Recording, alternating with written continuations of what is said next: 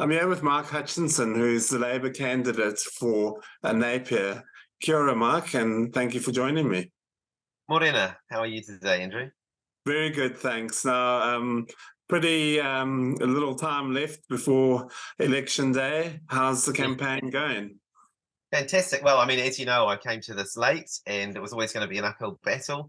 But I've got a fantastic campaign team. I've got, the Labour Party is a movement of sort of committed people. And we have run a really energetic campaign. One of the first things I did was ask for a series of street corner meetings to be set up. I've had over 80 street corner meetings. So that's given me, face-to-face conversations with hundreds of people across the electorate. And that's given me a good sense of the issues that are on people's mind, and that is what's led to the 6 pledges that I've put out, and you've seen. There's enormous momentum in the campaign now. Obviously we're buoyed that what we're feeling on the ground is showing up in some of the polls now. We're getting a very positive response on the doors. We've knocked on over 4,000 doors now. We've had conversations with people, several thousand people on the phones. And I think that there are still surprises in store for this election. Because many people, many commentators have said that the red wave is not going to happen like it happened last time. So that means that it is tough on the red seats, and they are looking at Napier and Tuki. And as you say, you've come in late. Your opponent, Katie Nimmin, had quite a long run in as well. Are you finding it that it has been tough to try and sort of make up ground and compensate for those sort of things? Well, obviously we've had to work hard, but it's interesting. You mentioned the last election. I looked at an analysis in the weekend, and there were still 500,000 people who say that they're Labour or Left voters who didn't actually vote even at last election, because when they saw that we were doing so well, they didn't bother. And I think that when people have a reason to vote on the progressive side of politics, they vote. And the experience we're getting on the doors is that people have been are concerned enough about what a National X / New Zealand First coalition might mean for them, that they're motivated to vote. Napier has one of the highest early turnouts already. As of yesterday, I saw figures that 10,000 people had voted already in Napier. I think a lot of that is due to our successful, door knocking strategy, and people are concerned that a shift to a national-led government will be a shift back to sort of some failed policies of the past, particularly concern around, tilting the scrum back towards, big landlords, and making it harder for our kids to get into the property market.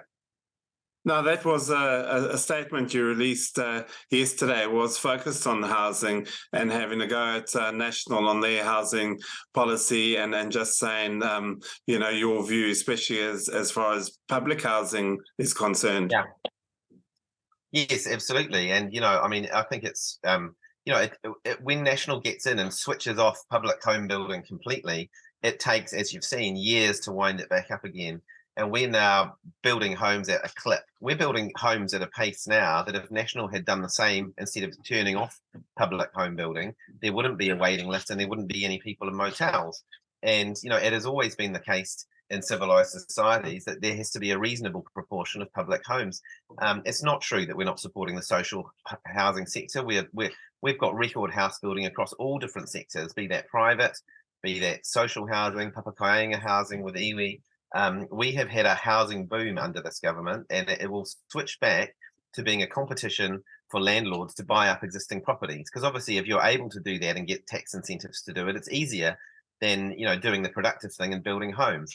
The settings that we have now have pushed landlords to the position where actually the most efficient thing for them to do is to build new homes, and that's what we wanted them to do, and it worked. And in the last, since those interest deductibility rules were brought in, that privilege was taken from landlords to offset their losses on properties they buy against their portfolio. We've seen 3 times as many owner-occupiers buying homes as investors, and that is what we want. That is Labour policy. We want people to be able to work hard and earn the money to buy their own homes. Now, some might say that you haven't helped yourself with some of your ambitious housing plans in the past, and Kiwi Build is an example of that. Do you think people actually believe that you are capable of delivering on the housing promises you have? Well, they need to know that even on our worst day, Labor is 1,000 times better at national in terms of delivering housing. So we've delivered 13,000 public homes, nearly 5,000 transitional homes. There were people languishing in their cars because there was no transitional housing. There was a complete lack, in fact, a sliding backwards in the numbers of public homes held. A public home for people is often the thing that helps them to stabilize their lives and their careers, and then ultimately buy their own homes. I mean, my grandfather started off in a public home and eventually they bought it, right? So what I'm seeing is people on the streets that have slipped from, because of some misfortune, losing their job, being dislocated during COVID, where they have ended up on that very short slide to not having a home. And the housing first is a policy which is researched and known around the world, which is if you can get people into stable housing, they can get their lives back on track. And that's what we're doing. We've built a lot of public homes, more than any time since the 1950s. Now, the campaign, for want of a better word, the sort of debate between you and Katie Nimmin has been robust at times. Tell me about that. Is that a deliberate sort of strategy of yours to go out and highlight the weaknesses of what you see of your opponent and of National? I don't think I've particularly gone after my opponent, but I think I've tried to draw the contrast between what I stand for and what she stands for. And I think I have shown that I have listened to the voters of Napier and come up with some independent thinking around, what needs to be delivered in the best interests for the future of all the inhabitants of Napier. And, what I've heard on the other side is a repeating of the party line book. And, voters will make what they will of that. Yeah. Now, the one issue that the Labour Party has taken off the table is capital gains tax. And your opponent, in a comment she made yesterday, indicated that she believes you actually believe in capital gains tax. What is your view on capital gains? Look, I do, and a lot of people that I know that vote National do, and a lot of people in the world of tax know that internationally there is a gap in our system. The reason why Chippy took the call, I think, is that it's just not feasible to bring that in without cross-party consensus. So she only partly quoted. It was actually in the Hawke's Bay today. It's a very complex question, and they asked quite a banal yes/no question: do you support a wealth tax? And I said, from my understanding of it, no, but I support a comprehensive capital gains tax, not including the family home, as a lot of people in politics do. But the reason that is not able to be brought in is that it does take time to start to bring in revenue so that you can make a difference with it. And National always goes directly to the electorate saying that they will reverse it. So, if I get into Parliament, one of the things that I really want to do is on the big issues that matter for the future of New Zealand is to get some cross-party consensus. For a while there, we had cross-party consensus on the Zero Carbon Act and the steps that were required. National stepped away from that. For a while there, we had, Nicola Willis led some work around, urban density, and they have stepped away from it. And what you will see is that when it is in their short-term interests to garner a few votes, they will step away from cross-party consensus. Now, I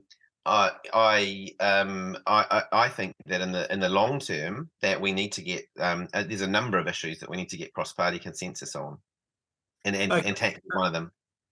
Now, I think I've painted this scenario to you before, but say you get in and say National is the government, you are a backbencher in the opposition party. How do you get these things that you're talking about? How do you get them done if you're fairly limited in the scope you have as an opposition backbencher?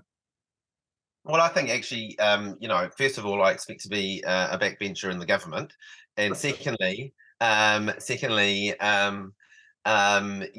think that with the 20 years experience that I've got in business and the 10 years experience that I've got in the public health system, that I will bring quite a strong voice to Parliament, certainly to the Labour Party's policy thinking. And I think I will be a really strong advocate for the people of Napier. And whichever government is in power, I'm asking the people of Napier to think about, well, who do they want there who can think independently and bring their experience to the issues that people in Napier have and advocate very strongly for them, because that is the job of a local MP. And I think I have shown that I have been able to put the interests of the electorate of Napier, and let me tell you that I think the things that are in the interests of the people of Napier are in the interests of people across the country. I think we need a society where if people work hard, they can buy their own homes. I think we need a society where we favour investing in the climate resilience we need. That rather than taking the money from the climate resilience fund and giving it to the wealthiest landlords. I mean, you'll have seen today, Andrew, articles showing that in the deeper analysis shows that there are some big landlords that are going to make millions in tax breaks out of this plan. It's not the right time to be tilting the economy back towards this crazy investment in the non-productive existing residential sector. If landlords want to build new homes, that's fine. They get the tax incentives. But if they just want to compete with my kids and yours for the houses that exist already, I don't think that's right. I don't think, when you look at the difference between Labour and National's policies, and our policies are about progress. Our policies are about tackling climate change now, not putting it off for another 5 years, not cancelling the clean car discount. Our policies are about continuing to increase investment. And, all voters know, even if they're normally National voters, that when Labour is in power, because we all know nurses and teachers, and we all know people that have worked in the public sector, Labour will invest more in health and education and the social services this country needs to have a healthy population that is trained and ready and fit for work. And that's what we do. Yeah. So now, why should the people of Napier, who are known to be quite strategic voters, I mean, often in the past they've given their party vote to National and they've given their candidate vote to Stuart Nash, for example. Why should they entrust you with their vote? Well, the first thing is that I think that I've got the experience to represent the electorate, as I've said already. I think that I've shown in the campaign that I'm prepared to, listen, formulate my own view, and then advocate hard for the people of Napier. I think that, on a range of issues that I've been able to get, a clear view out there about what needs to happen. I haven't heard that from the other side. I think that I'll be, a relentless advocate for this electorate if I get into Parliament. And I mean, the reality is that my opponent will get in on the list anyway. And, if people give me their candidate vote, they have a chance that they'll have people on both sides of the House representing them. Would you work with her in Parliament? If we're both elected here, we need to, as I said, I think there are some big issues that as a country, and you might have seen the other night after one of the debates, one of the economists said, actually there's some things that we shouldn't be swinging to and fro on. We shouldn't be swinging away from the climate action that Labour and the Greens have put together. We shouldn't be saying, oh yeah, we'll meet 2050 targets, but we'll do nothing about it at the moment. We need to start making progress on these things now. There's a range of big issues as a country that we need to lean in to make a more productive economy. And some of them, they're just not all that complicated, or they're not that sexy for voters. But the blue and the red teams need to be able to cooperate on the things that matter. One of the reasons that New Zealand doesn't have a good productivity as an economy is that we keep tilting the economy towards residential property investment being the best way to make easy money if you're rich already. We need to tilt it back to a direction where this country is saving and investing in productive sectors. And the way to do that is to increase the amount of money that we save as a nation. So that means boosting, not chipping away at things like the New Zealand Super Fund and KiwiSaver. And it means making sure that there are, the system is tilted so that people that have large amounts of money want to invest in our productive industries, not in residential property. Inviting foreign buyers back into the market won't just screw the pitch for people buying over $2 million homes. I mean, I was at a private, elderly village in Wairoa recently, and before our foreign buyer ban, an Australian guy bought that for $2.56 million. That is 14 units on one title. Many of the things you can buy for over $2 million are a row of townhouses, a tower block of apartments. Those are actually the homes that our kids need to buy as their first homes, they will be snapped up if the foreign buyers come back in. Presumably, the thing that's hidden in National's plan that they won't admit to is that they are expecting to sell a whole lot more property that is not just $2 million mansions. Okay, last question. What's the plan for the next few days until Saturday? Well, obviously we're flat out. I mean, I'm out there meeting voters. I'm meeting people in the retail spaces. You know, wherever the foot traffic is, I'm going and saying hello to people and reminding people to vote. I'm doing a lot of door knocking. So I spent a large chunk of yesterday door knocking in Maraenui and Onikawa. Today I'll be out on the streets of Piramai, I think it is. We'll be in Mariwa, Piramai, Tamatea. You know, over the next few days, we've got, you know, a large team of door knockers that I'll be working alongside. And we knock on, you know, every door that we meet. Had a really positive reception yesterday in Maraenui. People were saying, "Oh, it's really great to see you out in the community." The sense that I'm getting on the doorstep is that there are quite a lot of people that are going to vote who, you know, don't answer the call to talk to telephone pollsters, who maybe see themselves as Labour voters, but they often don't vote. You know, the issues, but this time they are. They've been stirred up by a number of things. You know, in the areas where people can see our amazing new public homes being built. And you know, and I'd invite Napier voters to drive up Seddon Crescent and look at the amazing new homes we're building. Those people are not full of people that are somehow swinging the lead. They're full of people who've had some misfortune in their life. Most of the people I've spoken to in there have paid taxes all their lives, but because of the way that our residential property market has been, most people with ordinary jobs can't buy a house now. And what Labor has done is it's put downward pressure on the housing market. And it's led to a situation for the first time, I think something like 20 or 30 years, where there are more owner occupiers buying homes, and that is a good thing. Mark Hutchinson, thank you so much for your time and all the best for the elections. All right. Thank you, Andrew. Cheers.